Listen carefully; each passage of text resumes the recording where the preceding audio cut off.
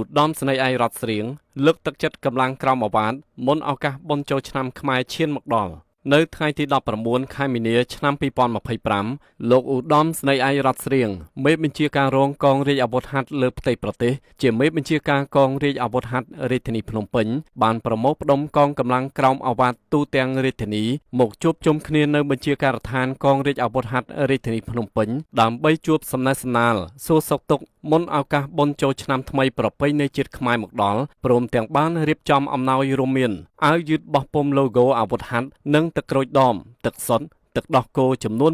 2500ឈុតប្រគល់ជូនដល់បងប្អូននាយទាហានរងនិងពលទាហានចំណុះអង្គភាពអាវុធហត្ថរាជធានីភ្នំពេញទាំងមូលជាអំណោយលើកទឹកចិត្តនិងអបអរសាទរបុណ្យចូលឆ្នាំថ្មីក្នុងឱកាសជួបជុំនេះផងដែរលោកឧត្តមស្នេហ៍ឯករដ្ឋស្រៀងបានមានប្រសាសន៍ពំនាំនៅការសួរសុខទុក្ខនិងពាក្យជូនពររបស់លោកនាយឧត្តមស្នេហ៍សៅសុខាអគ្គមេបញ្ជាការរងកងយុទ្ធពលខេមរៈភូមិន្ទនិងជាមេបញ្ជាការកងរាជអាវុធហត្ថលើផ្ទៃប្រទេសជូនចំពោះកម្លាំងអាវុធហត្ថរាជធានីភ្នំពេញទាំងអស់ព្រមទាំងក្រុមគ្រួសារផងដែរជាពិសេសលោកឧត្តមស្នេហ៍ឯករដ្ឋស្រៀងបានសម្ដែងនៅការថ្លែងអំណរគុណយ៉ាងជ្រាលជ្រៅបំផុតចំពោះកងកម្លាំងក្រមអាវ៉ាតទាំងអស់ដែលបានលះបង់កម្លាំងកាយកម្លាំងចិត្តបំពេញភារកិច្ចយ៉ាងហត់នឿយពេញមួយឆ្នាំទល់មួយឆ្នាំកន្លងមកក៏ដូចជាបានរួមសុខរួមទុក្ខជាមួយលោកផ្ទាល់រយៈពេល12ឆ្នាំដែលលោកមកកាន់ជាមេបញ្ជាការកងរាជអាវុធហត្ថរាជធានីភ្នំពេញរហូតដល់បច្ចុប្បន្ននេះហើយលោកក៏បានយល់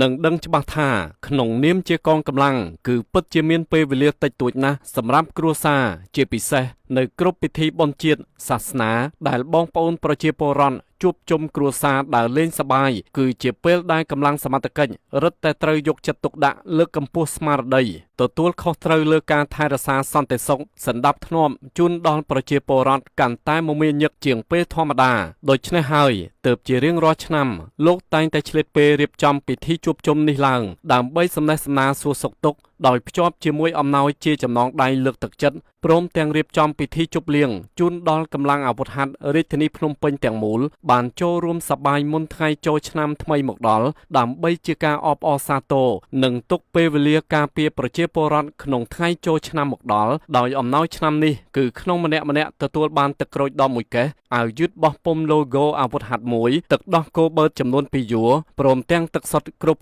គ្នារីឯពិធីជប់លៀងនឹងប្រព្រឹត្តទៅនៅថ្ងៃទី26ខែមីនាឆ្នាំ2025ខាងមុខលោកឧត្តមស្នេហ៍ឯករដ្ឋស្រៀងក៏បានរំលឹកផងដែរថាទោះស្ថិតក្នុងកលៈទេសៈណាក៏ដោយបងប្អូនត្រូវចងចាំជានិច្ចនៅវីរភាពលះបង់ដ៏ខ្ពង់ខ្ពស់របស់សម្ដេចអគ្គមហាសេនាបតីតេជោហ៊ុនសែនដែលបានយកជីវិតធ្វើដើមទុនឆ្ពោះទៅរកការរំដោះជាតិរំដោះប្រជាជនកម្ពុជានាថ្ងៃ7មករា1979ឲ្យរួចផុតពីរបបវាលពិឃាតប្រល័យពូជសាសន៍សម្រាប់ប្រជាជនខ្មែរអស់ជាង3លាននាក់គឺរបបកម្ពុជាប្រជាធិបតេយ្យប៉ុលពតហើយសម្ដេចតេជោជាស្ថាបនិកមគ្គុទ្ទេសក៍ឯកដែលបានដាក់ចេញនៅនយោបាយឈ្នះបញ្ចប់អង្គការចាត់តាំងនយោបាយនិងយោធាខ្មែរក្រហមទាំងស្រុងធ្វើឲ្យប្រទេសជាតិមានសន្តិភាពនិងការឯកភាពជាតិពេញលេញមានស្ថិរភាពនយោបាយនិងមានការអភិវឌ្ឍរីកចម្រើនលើគ្រប់វិស័យដល់សព្វថ្ងៃជាពិសេសសម្ដេចតេជោបានជួយសង្គ្រោះប្រជាជនកម្ពុជាជាលើកទី2ក្នុងកលៈទេសៈការរីករាលដាលនៃជំងឺឆ្លង COVID-19 ទូទាំងពិភពលោកដោយសម្ដេចបានដាក់ចេញនៅវិធានការអន្តរាគមន៍ជាច្រើនយ៉ាងមានប្រសិទ្ធភាពក្នុងការប្រឆាំង COVID-19 ស្ដារស្ថានភាពកម្ពុជាឲ្យវិលមករកភាពប្រក្រតីយ៉ាងឆាប់រហ័សនិងមានឈ្មោះជាប្រទេសតូចបេះដូងធំ